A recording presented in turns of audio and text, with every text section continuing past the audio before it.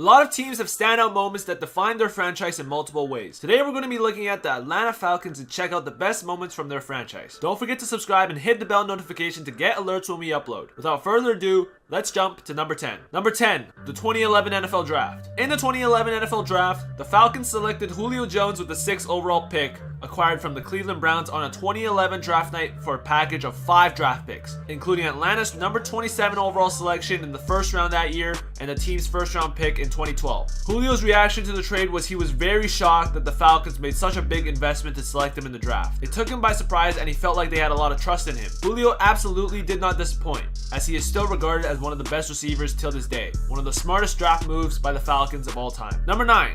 Matt Ryan. After playing college football for Boston College, Ryan was drafted by the Falcons with the 3rd overall pick in the first round of the 2008 NFL Draft. He was the second first-round pick of the draft to sign when he agreed to a 6-year, $72 million contract on May 20th, 2008.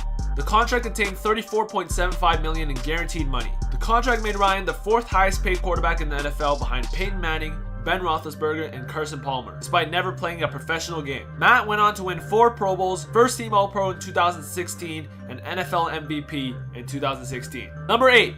The Julio catch. With less than 5 minutes remaining and the Atlanta Falcons clinging on to a lead over the Patriots, Matt Ryan threw a desperate pass to the right sideline in the direction of wide receiver Julio Jones. The ball sailed over the fingertips of cornerback Eric Rowe, leaping just in front of Jones. Jones stretched into the boundary, snatched the ball with the toe on the ground and his other leg in a split, suspended in a mid-air pose. It was a catch only Julio Jones could make. Number 7. Gonzalez's momentum catch. Gonzalez recently told reporters that this Week 2 touchdown catch against the Philadelphia Eagles from 2011 may have been the best catch he's ever made during his playing career. The play was important for Atlanta's momentum in a back-and-forth contest against the high-powered Eagles offense, but this clip truly speaks for itself.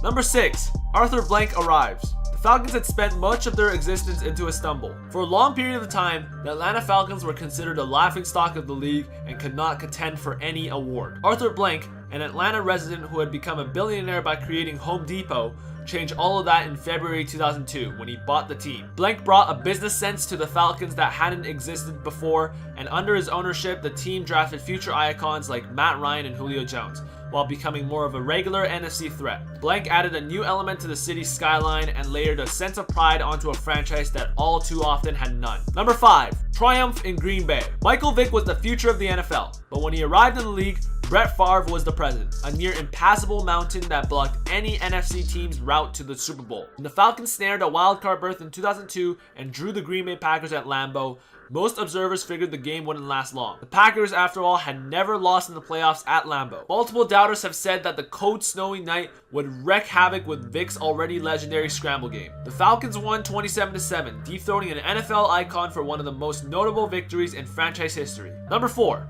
The untouchable. The Falcons traded up to get Vick at the top of the 2000 NFL Draft, sending fan favorite Tim Dwight to the San Diego Chargers, along with a pick that would become LaDainian Tomlinson. With his otherworldly speed and moves, Vick appeared to become one of the best players in the NFL and becoming one of the most transcendent players the league has ever seen. And for a few years, he was, with his signature moment coming on December 1st, 2002 against the Minnesota Vikings. The Vikings had a lead on the Falcons for the NFC Championship, but once again, Atlanta would top Minnesota in overtime, this time on Vick's magnificent broken field grasp at air gallop from 46 yards out. 15 years later, the play is still every bit as stunning, both for Vick's athleticism and his career. Number 3. The unfortunate. The Falcons increased their lead to 28-3 midway through the 3rd quarter, with quarterback Matt Ryan completing a 2nd touchdown pass. Julio Jones had an amazing catch along the sidelines, which seemed like the game clincher for the Falcons. However, the Patriots then scored 25 unanswered points to tie the game, 28-28 with 57 seconds left in regulation. New England won the overtime coin toss,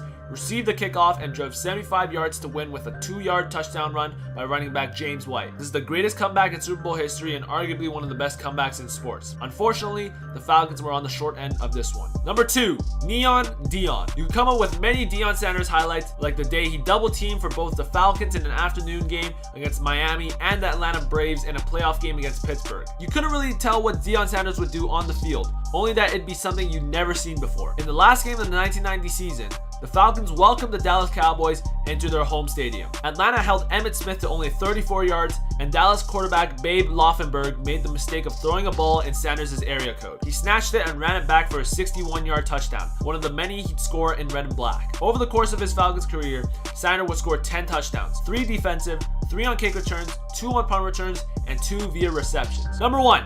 Super Bowl bound. The 1998 season was a revelation for Falcons fans and the NFC. The team went on a 14-2 and as its reward got to face the heavily favored 15-1 Vikings in the NFC Championship. Minnesota should have owned this game, but the Vikings let the Falcons hang around with conservative play calling. With 2 minutes left in the game and the score tied, Minnesota kicker Gary Anderson, who was riding a streak of 44 consecutive made field goals, inexplicably shanked a 38-yarder wide. Given new life in sudden death overtime, the Falcons stormed down the field and Morton Anderson kicked them into the Super Bowl, the first time the franchise had reached such heights. Let us know in the comments down below which Falcons moment was your favorite. Make sure you guys leave a like on the video if you guys enjoyed. If you are new to the channel, make sure you hit that subscribe button for more sports content. As always, we'll see you guys next time.